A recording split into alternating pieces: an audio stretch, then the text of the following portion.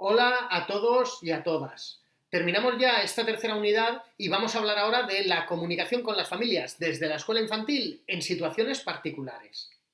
Ya hemos repetido varias veces a lo largo de esta unidad que la comunicación con las familias desde la escuela infantil debe ser fluida, pero existen ciertas situaciones que suelen ocurrir en las escuelas en las que hay que intensificar más aún la comunicación. A lo largo de esta lección nos vamos a detener en las más importantes, como son la comunicación en el periodo de adaptación, la comunicación con familias de niños y niñas con discapacidad o problemas de conducta, la comunicación con familias recién llegadas, la atención en situaciones de duelo y la prevención de conductas violentas. Ahora desgranaremos cada uno de estos puntos. Comenzamos hablando de la comunicación en el periodo de adaptación. Esta es una etapa que conocéis bien porque la habéis trabajado al principio de curso in situ en una escuela infantil y además la habéis trabajado en otros módulos como desarrollo socioafectivo. Por lo tanto, aquí no vamos a profundizar mucho en el periodo, sino que vamos a concretar cómo establecer una comunicación adecuada con la familia. Recordamos que este periodo es angustioso no solo para los niños, sino también para la familia. Por lo tanto, para minimizar esa angustia es importante informar a las familias ofreciendo los consejos adecuados sobre cómo actuar. Además, en el documento en PDF con los contenidos del tema os ofrezco una breve lista de consejos que podemos seguir para intervenir adecuadamente con las familias durante el periodo de adaptación, entre los que destacan actuar con naturalidad, que en la despedida, en la despedida los padres indiquen que el niño o niña se va a quedar con la educadora y con otros niños, que no eternicen la despedida. Además, es importante evitar que haya aglomeraciones a la entrada y también es aconsejable, relacionado con esto, que la incorporación del niño al centro sea progresiva, es decir, que no entren todos a la vez. Obviamente, durante este periodo, la intensidad de la comunicación entre la escuela y la familia debe ser mayor. Vamos a hablar ahora de la intervención con familias de niños y niñas con necesidades educativas especiales. Ya sabemos que la escuela infantil es un elemento importantísimo en el proceso de socialización de los niños y niñas. También sabemos que todos, sin distinción, tienen derecho a participar en la sociedad. Por lo tanto, la escuela debe fomentar la socialización de todos, pero incidiendo especialmente en los niños y niñas con problemas en el desarrollo. No obstante, es posible que nos encontremos con familias que puedan llegar a pensar que si sus hijos comparten aula con alumnos con necesidades educativas especiales, pues este hecho pueda retrasar el ritmo de aprendizaje de sus hijos o hijas. Bueno, pues como profesionales debemos eliminar este pensamiento porque no es cierto de ninguna manera.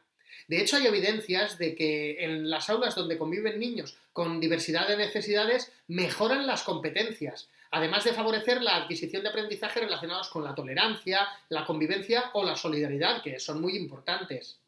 Nosotros seremos técnicos en educación infantil y vamos a estar capacitados para reconocer e intervenir en las necesidades de los niños y niñas con los que trabajemos.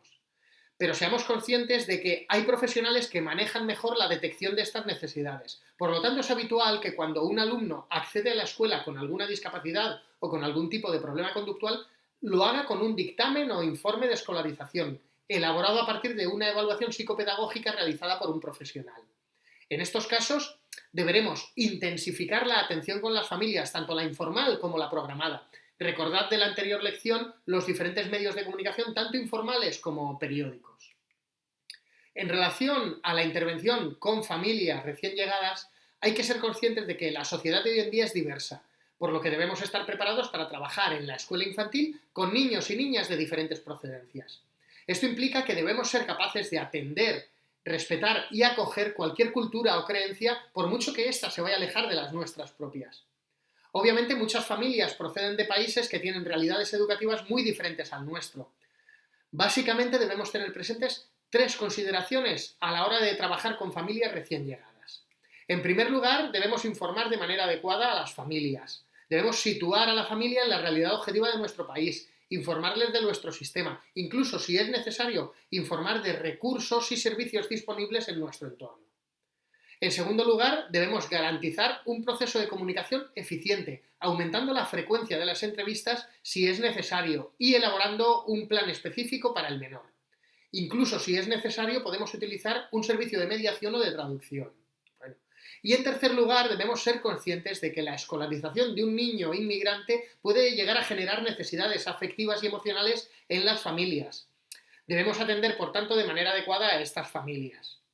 Igual que decíamos antes, podemos encontrarnos casos en los que algunos padres puedan tener la tentación de pensar que la presencia de un niño con una lengua diferente en el aula pueda dificultar o entorpecer el proceso educativo. Pero esto no es cierto. Hay que saber que, especialmente en edades tempranas, convivir con otras lenguas es muy positivo. No solo desde el punto de vista lingüístico, sino que también es positivo desde el punto de vista cognitivo. Tiene ventajas cognitivas. Hablamos ahora de nuestra actuación en situaciones de duelo. Obviamente, la muerte de una persona cercana es un momento duro para los adultos, por lo tanto también lo será para los niños y niñas. Lo principal en estos casos es desterrar la idea de que como nuestro alumnado, como es pequeño, pues que no se enteran. Obviamente son niños y tienen su propia manera de interpretar la realidad, pero se enteran perfectamente.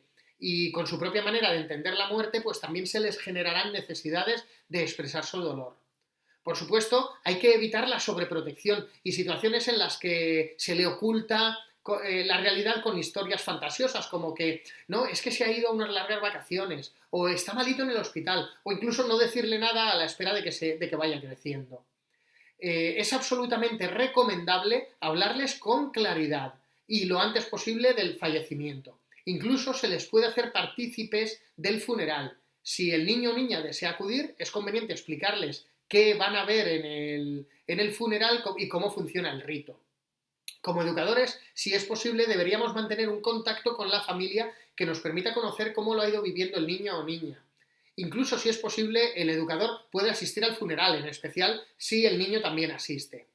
Con el resto de compañeras y compañeros del aula hay que explicar por qué falta su compañero y hablar de la muerte antes de que éste regrese. Cuando el niño vuelve a clase, la educadora o educador deberá mostrarle su apoyo e incluso deberá estar atento ante una posible relajación de hábitos ya consolidados. Es posible que vuelva a hacerse pis o que no se limpien los mocos. Debemos estar atentos a esto para que vuelva a alcanzar esos hábitos y además evitar la posible burla de compañeros. Y nos detenemos ahora en la prevención de conductas violentas. En la escuela en muchas ocasiones nos encontramos con conductas violentas entre compañeros. En ocasiones, no siempre, esto hay que dejarlo claro, pero en algunas ocasiones sí, estas actitudes surgen a partir de no haber recibido una educación adecuada en casa. Es por lo tanto fundamental que las personas que se encargan de la crianza del niño o niña eduquen de manera adecuada en relación a las conductas.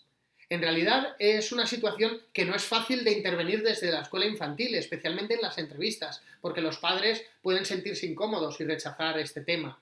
Pero es un tema muy indicado para tratar en reuniones de grupo o en escuelas de padres.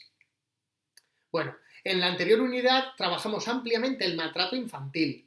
Ahora ya conocemos un montón de indicadores y actuaciones que como educadores podemos hacer ante un maltrato. Pero en este punto vamos a hablar de la detección y notificación de situaciones de maltrato. En este punto podemos decir que la escuela infantil es un espacio privilegiado para la detección del maltrato, ya que como educadora o educador pasamos muchísimo tiempo con los niños y niñas.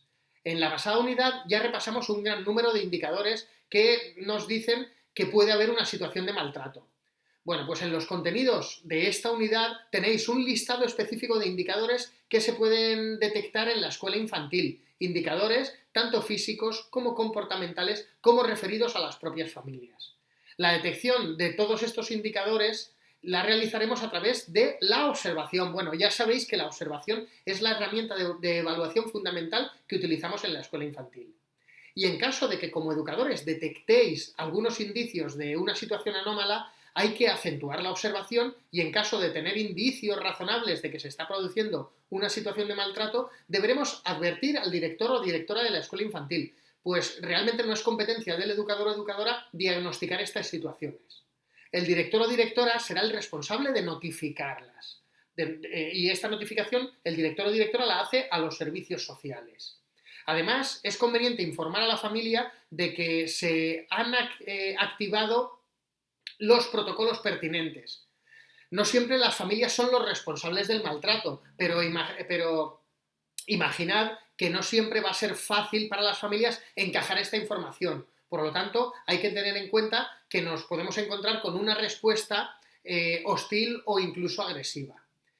Siempre desde un punto de vista positivo, la notificación en estos casos, además de proteger al menor que es nuestra absoluta prioridad, también puede conseguir el tratamiento y rehabilitación de los agresores, lo cual no está nada mal.